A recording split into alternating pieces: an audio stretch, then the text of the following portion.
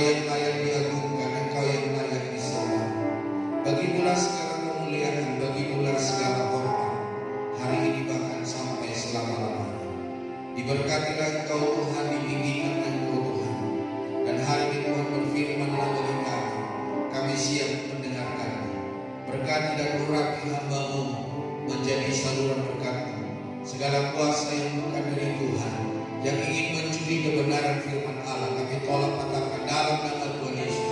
Dan kiranya kasih karunia anugerah Tuhan Yesus, kasih yang daripada Allah Bapa, persekutuan Roh Kudus menyertai memberkati kami sekarang bahkan sampai selama-lamanya. Oleh firman-Mu, oleh Roh Kudus Tuhan, sakit kami disembuhkan, dan kami kuat, dan kami kuat, dan kami kuat di dalam Tuhan. Dalam nama Tuhan Yesus kami berdoa dan kami bersyukur kepada-Mu ya Tuhan. Yang diberkati Tuhan sama-sama berkata amin. Silakan dulu Bapak Ibu Saudara. Selamat pagi Bapak Ibu Saudara. Shalom. Shalom. Ya, hari ini kita akan belajar kebenaran firman Tuhan yang terambil di 1 Timotius pasal yang keempat. 1 Timotius pasal yang keempat ayat 6 sampai ayat yang ke-13. 1 Timotius pasal 4 ayat 6 sampai ayat yang ke-13. Kita baca bersama 1 Timotius pasal 4 ayat yang ke-6 sampai ayat yang ke-13. 2, 3. Dengan selalu mengingatkan hal-hal itu kepada saudara-saudara kita, engkau akan menjadi seorang pelayan Kristus Yesus yang baik, terdidik dalam soal-soal pokok iman kita dalam ajaran sehat yang telah kau ikuti selama ini. Tetapi jauhilah tahayul dan dongeng nenek-nenek tua. Latihlah dirimu beribadah. Latihan badani terbatas gunanya, tetapi ibadah itu berguna dalam segala hal, karena mengandung janji baik untuk hidup ini maupun untuk hidup yang akan datang. Perkataan ini benar dan patut diterima sepenuhnya. Itulah sebabnya kita berjerih payah dan berjuang, karena kita menaruh pengharapan kita kepada Allah yang hidup, juru selamat semua manusia, terutama mereka yang percaya. Beritakanlah dan ajarkanlah semuanya itu. Janganlah seorang pun menganggap engkau rendah karena engkau muda. Jadilah teladan bagi orang-orang percaya dalam perkataanmu, dalam tingkah lakumu, dalam kasihmu, dalam kesetiaanmu, dan dalam kesucianmu. Sementara itu sampai aku datang, bertekunlah dalam membaca kitab-kitab suci, dalam membangun dan dalam mengajar. Nah, Bapak Ibu Saudara kasih Tuhan, hari ini kita diberikan tema disiplin diri membentuk pribadi berdampak. Jadi Bapak Ibu Saudara kasih Tuhan, bagaimana hidup kita supaya berdampak, bagaimana supaya hidup kita dapat terinspirasi, bagaimana hidup kita supaya menjadi berkat bagi banyak orang. Ada hal-hal yang perlu kita kerjakan di dalam hidup kita.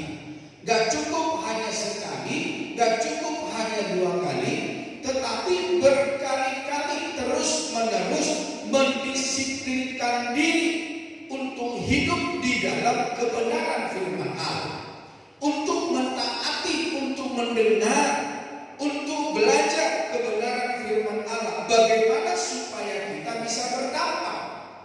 Dan bisa Bapak Ibu Saudara hanya sekali kita mendengarkannya terus langsung, ya mungkin bisa saja, tetapi Bapak Ibu Saudara, waktu akan menghabisinya. Masalah persoalan keadaan yang ada di dalam hidup kita akan mempengaruhi hidup kita, sehingga firman Tuhan yang kita dengar akan terkikis, terbuang di dalam kehidupan kita. Itulah sebabnya Bapak Ibu Saudara, disiplin diri untuk membentuk pribadi berdampak itu harus terus menerus. Banyak instansi dan lembaga baik dinas maupun swasta mempunyai program pendidikan dan pelatihan yang biasanya dikenal dengan istilah diklat. Nah, program ini dimaksudkan untuk meningkatkan efisiensi dan efektivitas sumber daya manusia yang konon tidak bisa diperbaharui. Jadi Bapak Ibu Saudara, dengan diklat maka seseorang bisa mengerti dan memahami apa yang harus dikerjakan, apa yang harus diperbuat, apa yang harus dilakukan di dalam sebuah pekerjaan. Dan dalam pekerjaan apa yang kita perbuat sungguh berkenan dan sungguh memberkati banyak orang. Nah, disiplin adalah langkah konsisten dalam ketaatan, kepatuhan kepada nilai-nilai atau aturan. Kedisiplinan membawa keberhasilan dalam hidup. Jadi Bapak Ibu Saudara, bagaimana supaya kita berhasil dalam hidup ini? Mari kita disiplin diri. Mari kita mengikuti disiplin diri. Nah, perubahan kecil disertai disiplin akan membawa kepada perubahan besar. Nasihat Paulus kepada Timotius tentang disiplin. Yang pertama, disiplin dalam ibadah. Jadi ternyata beribadah itu perlu disiplin. Jadi Bapak Ibu Saudara, jangan biasakan hari ini Bapak Ibu beribadah, minggu depan gak beribadah. Atau hari ini Bapak Ibu beribadah, minggu depan beribadah, tapi minggu berikutnya gak beribadah. Saya tidak percaya bahwa saudara, ketika kita beribadah tidak disiplin, ataupun kita tidak beribadah dengan tidak konsisten di dalam hidup ini, maka kita akan kehilangan apa? Firman Tuhan. Ya, seperti di gereja kita, firman Tuhan diajarkan secara berurutan, secara beraturan. Jadi ada pelajaran firman Tuhan yang diajarkan bagi kita. Nah, kayak misalnya hari ini kita berdisiplin. Nah, minggu depan apalagi, minggu depannya apalagi. Jadi dari 1 bulan itu kita mendisiplinkan diri. Nah, ketika kita tidak mendisiplinkan diri, selain hanya kehilangan momen belajar kebenaran firman Tuhan, kita juga kehilangan komunitas. Orang-orang yang ada di sekitar kita, orang-orang yang bersama dengan kita tidak akan memiliki sebuah komunitas.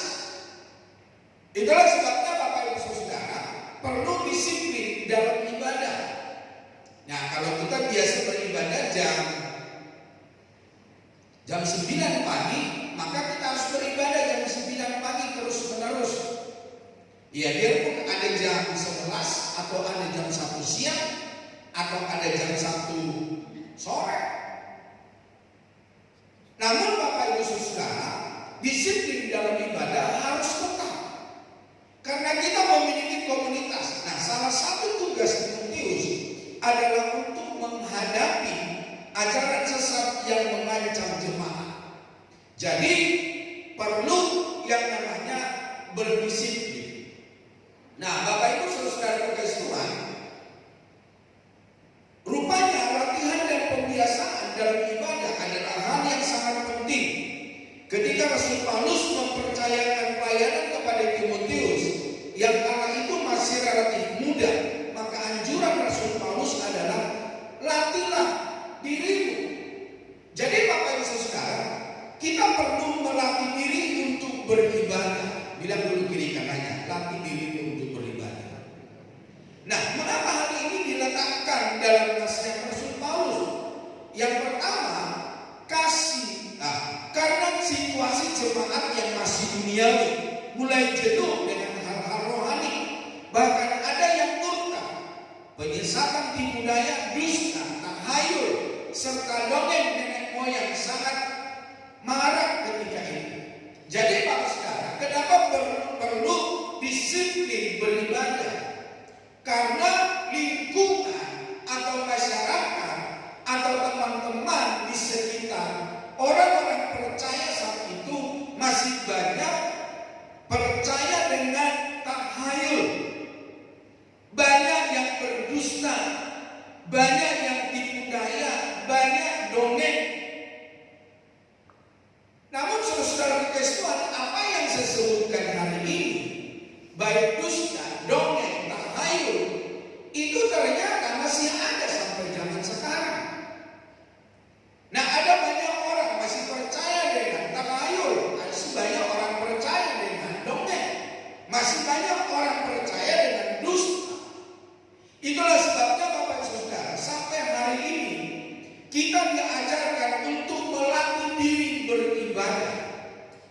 apa saudara?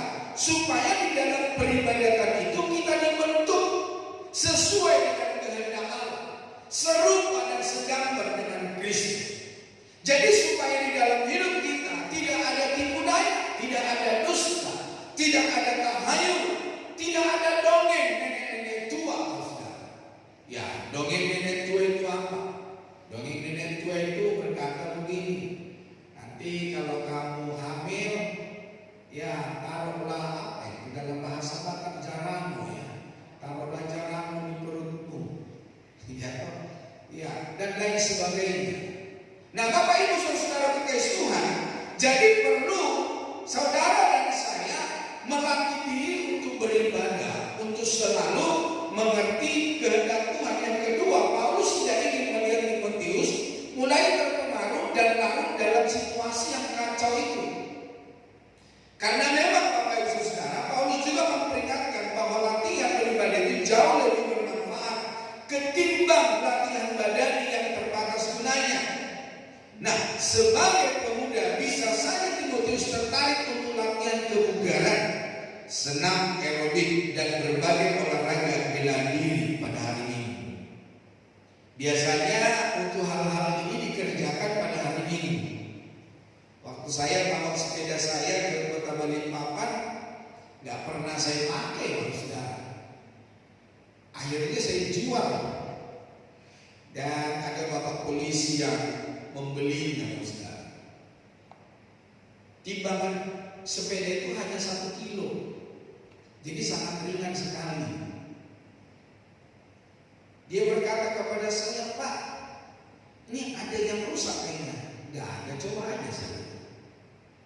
Jadi Bapak Ibu saudara kekasih Tuhan, kenapa sampai Paulus tidak ingin melihat Timotius mulai terpengaruh dan larut dalam situasi yang kacau itu, supaya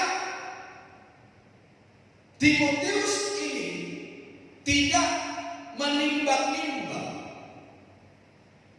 Ya, mungkin dia pikir begini, wah ini anak muda bisa bersepeda, kita kok hari Minggu beribadah terus. Ya, seperti di gereja kita kan ada ibadah jam 9, ada ibadah jam 6 sore. Udahlah, nantilah, jangan jam 9, nanti jam 6 sore aja. Jadi Bapak Ibu saudara, itulah sebabnya Paulus menandaskan supaya Timotius mengerjakan pekerjaan yang telah disertakan atasnya, supaya tidak terpengaruh dengan apa yang ada.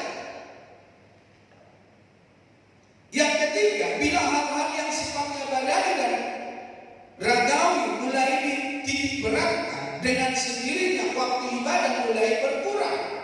Mogok pelayanan, lupa berdoa, dan lupa baca Alkitab. Karena seseorang yang lupa akan baca Alkitab, mogok pelayanan, lupa berdoa, maka lama-kelamaan itu akan bisa terjadi dan dia akan kehilangan kebenaran firman Tuhan yang membentuk dia serupa dan segambar dengan Kristus. Dan firman Allah yang telah tertulis di dalam Alkitab tidak akan menyertai Timotius, dan dunia ini akan mengajari dia apa yang dunia mau. Itulah sebabnya Bapak Ibu saudara kekasih Tuhan, ajaran yang benar tentu tidak dapat secara instan, namun perlu tekun dan memakan proses. Jadi ada setiap saat, setiap waktu proses untuk dijadikan menjadi alat bagi kita dalam keserupaan dengan Kristus. Seorang yang mau bernafas harus terdidik dalam soal-soal pokok iman dan ajaran yang sehat. Ini bisa dimulai dengan belajar, memahami, dan terus mendalami. Jadi berbahagialah Bapak Ibu saudara kalau Bapak Ibu saudara bisa berdisiplin ibadah. Kalau hari ini Bapak beribadah, besok enggak, maka Bapak Ibu akan kehilangan momen tertentu. Atau hari ini enggak beribadah, besok beribadah, besoknya beribadah lagi, terus yang besoknya tidak. Itulah sebabnya Bapak Ibu sekarang perlu melatih diri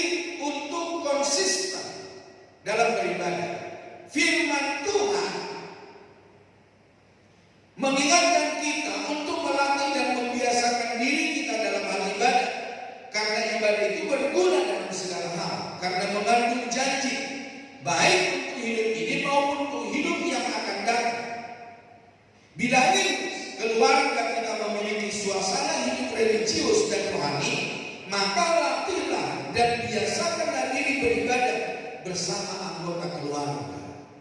Nah, hari ini pertanyaannya, siapa di keluarga kita yang tidak beribadah? Hari ini mereka kemana, Ustaz? Jadi biasakan supaya ketika kita ada bersama-sama, kita bersama-sama beribadah, kita bersama-sama memuji memuliakan Tuhan. Yang kedua, Saudara, disiplin dalam ajaran. Kenapa perlu berdisiplin dalam ajaran? Beribadah atau berbakti adalah kegiatan yang membutuhkan disiplin. Itulah sebabnya sering ditinggalkan oleh sebagian orang. Disiplin akal budi, kita perlu mengawasi konten-konten yang kita baca dan dengar sehari-hari. Sebab apa yang kita baca dan dengar bisa membentuk atau mempengaruhi akal budi kita.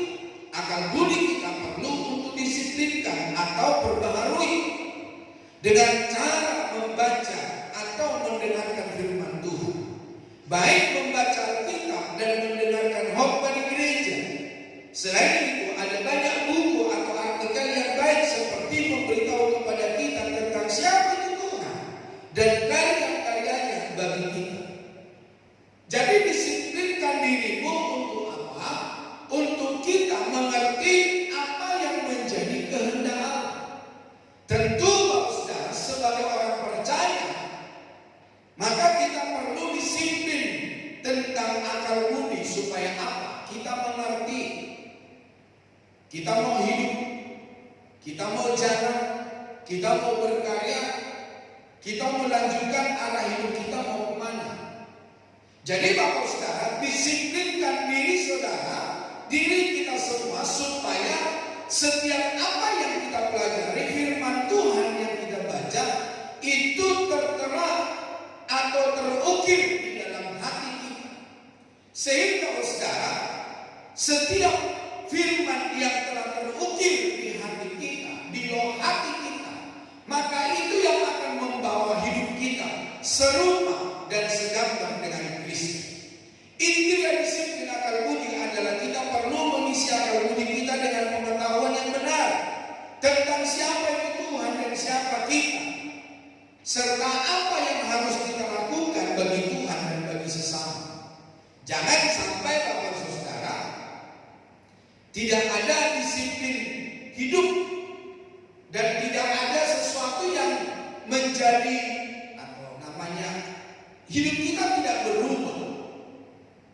Ya begitu-begitu saja, Kristen begitu-begitu saja. Ke gereja ya begitu-begitu saja. Percaya Yesus ya begitu-begitu saja. Ketika ditanya bagaimana menurut kamu? Bagaimana Kristen? Ya udahlah nanti aja lah. Bagaimana menurut kamu Yesus juru selamat? Ya pokoknya dia menyelamatkan saya. Ya udah titik. Tidak ada sesuatu yang dia pelajari dari kekristenan. Siapa itu Tuhan? Siapa itu juru selamat? Kenapa dia menjadi Tuhan? Kenapa dia menjadi Raja? Nah yang berikutnya Bapak Saudara, disiplin hati. Amsal 4 ayat 23 mencatat, jagalah hatimu dengan segala kewaspadaan, karena dari situlah terpancar kehidupan. Hati manusia ibarat seperti suatu ruangan. Sebut saja dia adalah kamar tidur kita. Kamar tidur kita akan bau dan berantakan jika sampah-sampah di dalamnya tidak pernah kita buang, tidak pernah kita sapu, tidak pernah kita cuci, tidak pernah kita pel, tidak pernah kita bersihkan dari segala rumah-rumah apa namanya itu? Ya rumah-rumah, kok jadi lupa. Kotoran-kotoran yang membuat kamar kita menjadi kotor, Ustaz. Jadi perlu dibersihkan, perlu dirapikan, perlu ditata. Baju-baju kita perlu ditata. Baju bersih di mana, baju kotor di mana? Apakah kamar tidur hanya kamar tidur dan baju-baju ada di luar, Ustaz? Tapi ada juga orang-orang kamarnya bersama bajunya menjadi satu, menjadi sama. Jadi Bapak Ibu Saudara kasih Tuhan, disiplin hati. Kita perlu membuang kebiasaan-kebiasaan kotor, sekaligus merawat dan mempercantik hati kita dengan kebiasaan-kebiasaan yang baik. Sebab orientasi atau hasrat dari hati kita terbentuk melalui kebiasaan yang kita lakukan sehari-hari. Jadi Bapak Ibu Saudara, ada sebuah proses kehidupan. Ya, seminggu yang lalu, setahun yang lalu, perlu kita tahu siapa kita.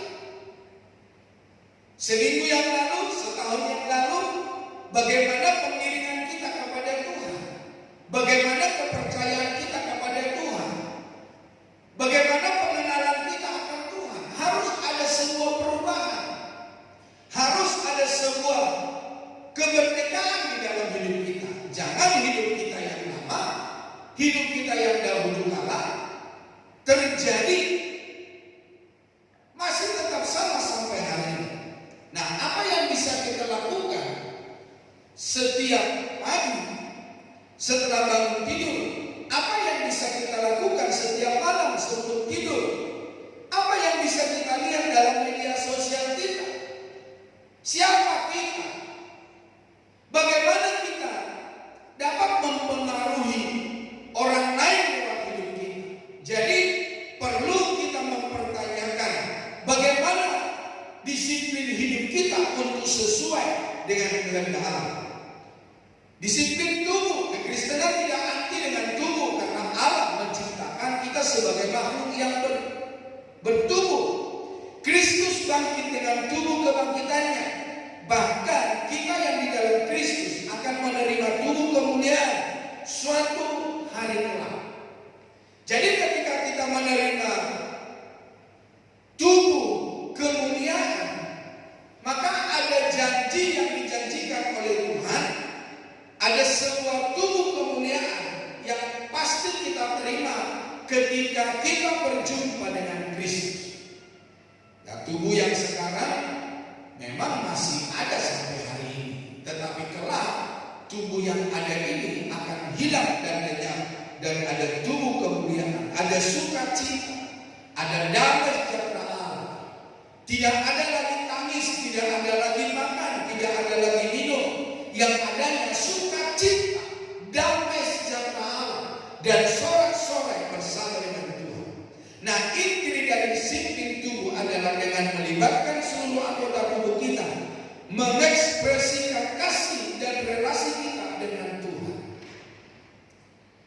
Yang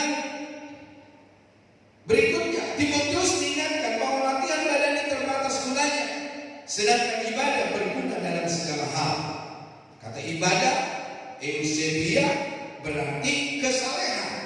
Ibadah tidak sempit kegiatan berbakti bersama setiap minggu, tetapi harus mewujud nyata dalam tindakan. Yang ketiga, yaitu disiplin dalam keteladanan. Jadi kalau yang pertama tadi kita berdisiplin dalam peribadatan, dan yang kedua kita berdisiplin dan ajaran, dan yang ketiga kita berdisiplin dengan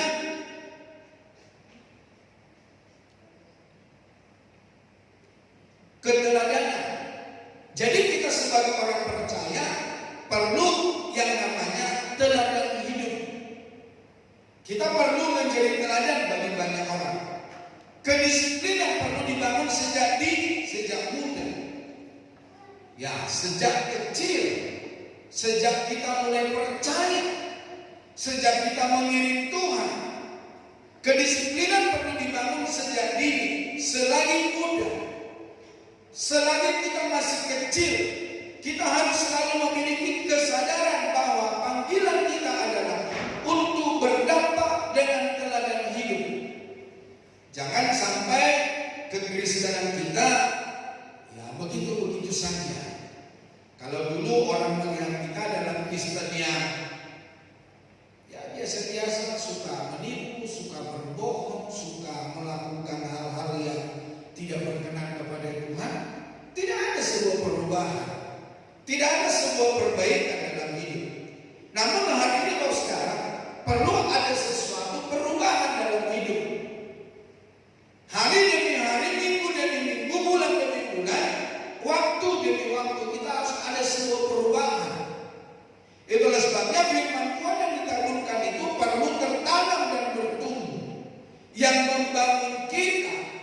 sesuai dengan kehendak Allah. Nah, terdapat begitu banyak teladan yang dapat kita pelajari dari Yesus.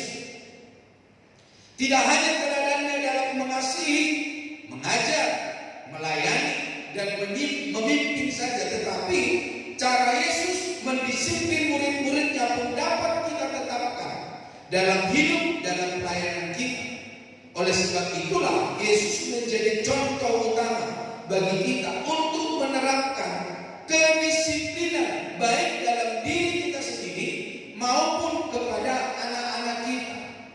Jadi Bapak Ibu Saudara, perlu kita sebagai orang-orang percaya belajar tentang apa yang Yesus telah kerjakan atas dunia ini, yaitu mengasihi, mengajar, melayani, dan memimpin. Supaya apa? Supaya dunia dapat melihat bahwa di dalam hidup kita ini ada sebuah perubahan, ada sesuai dengan kehendak dan rencana Allah. Sebagai orang tua dan membina anak, mungkin kata disiplin menjadi kunci utama dalam mendidik anak.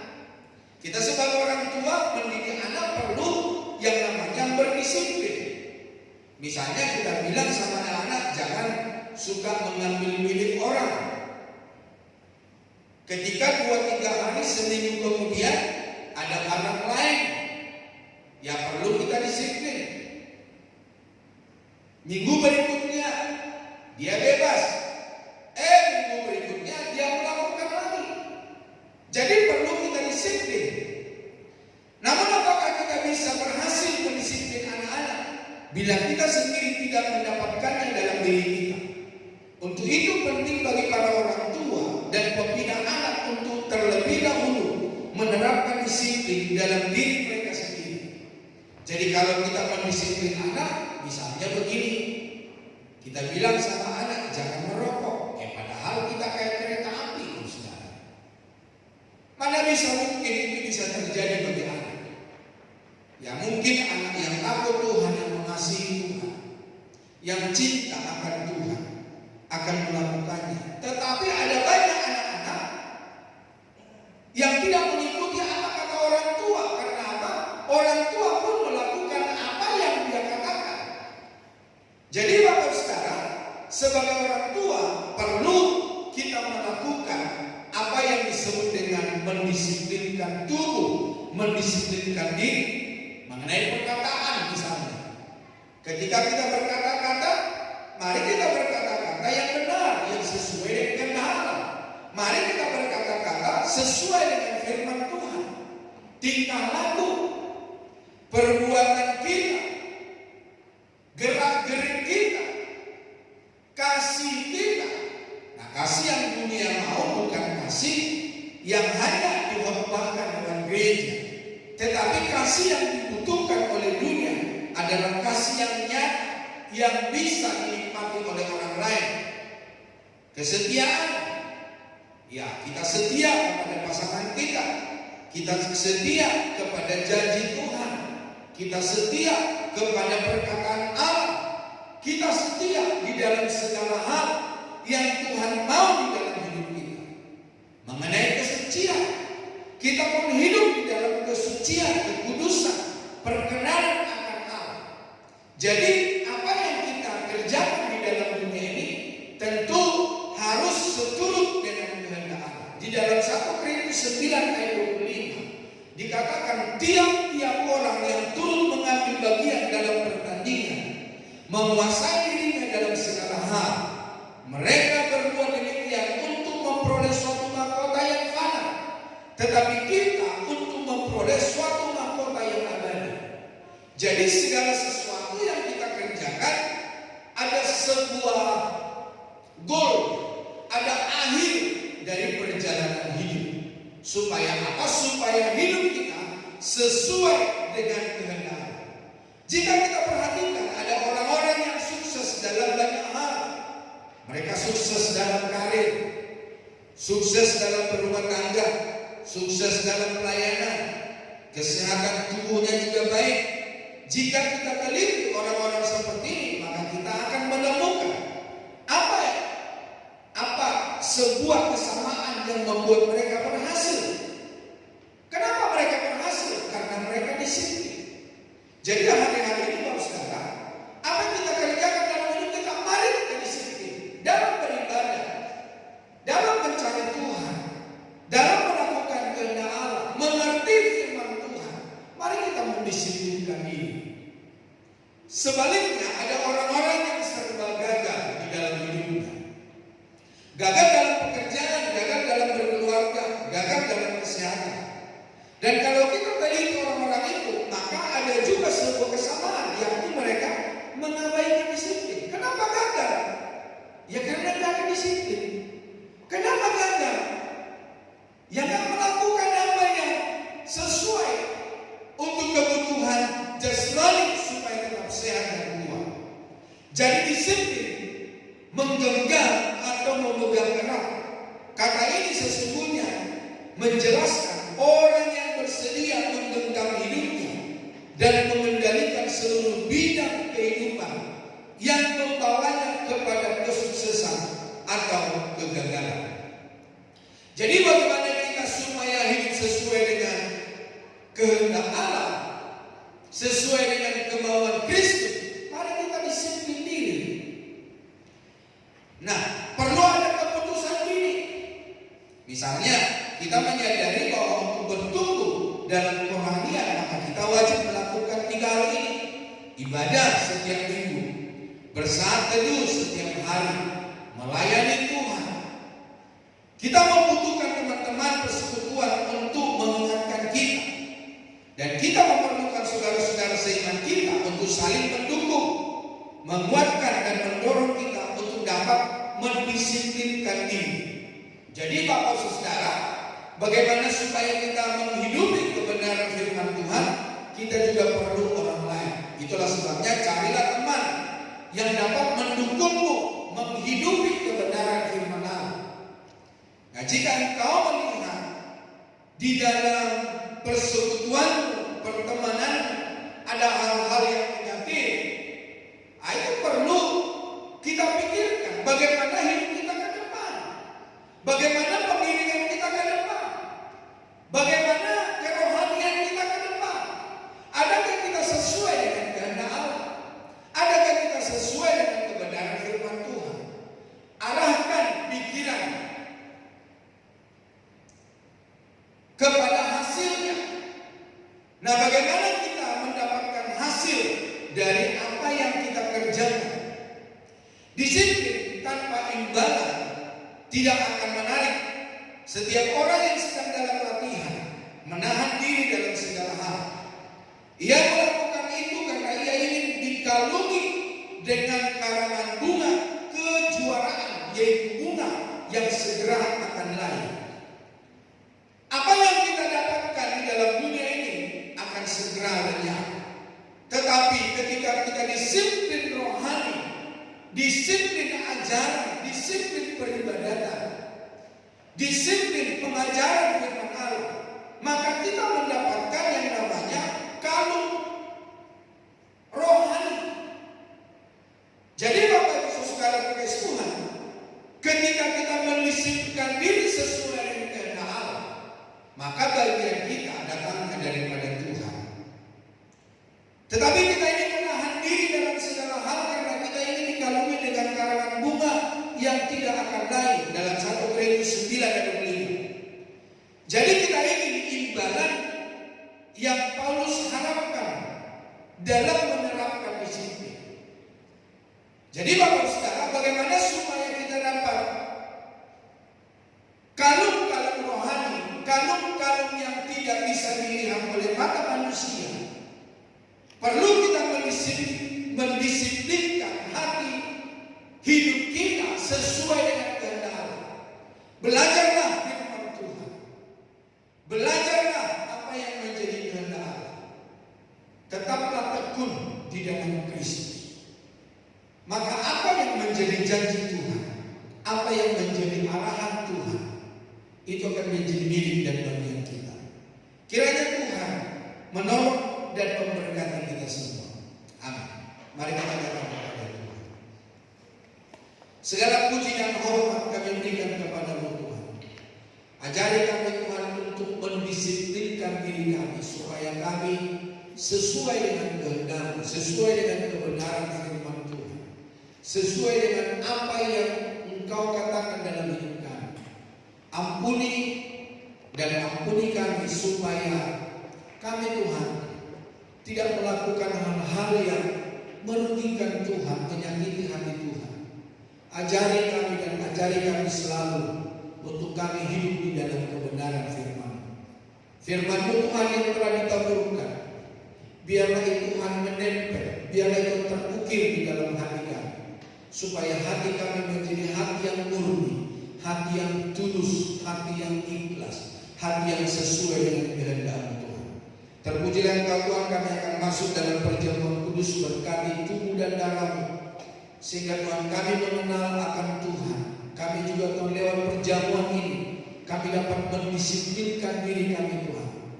Oleh karena kami bersatu dengan tubuh dan darah-Mu Tuhan, kami mengingat kemuliaan Tuhan, kami mengingat kasih karunia Tuhan, kami mengingat bahwa Tuhan murah hati atas hidup kami. Terima kasih ya Tuhan, terima kasih Allah kami yang baik. Dalam nama Tuhan Yesus kami berdoa. Haleluya. Amin. Mari bertugas.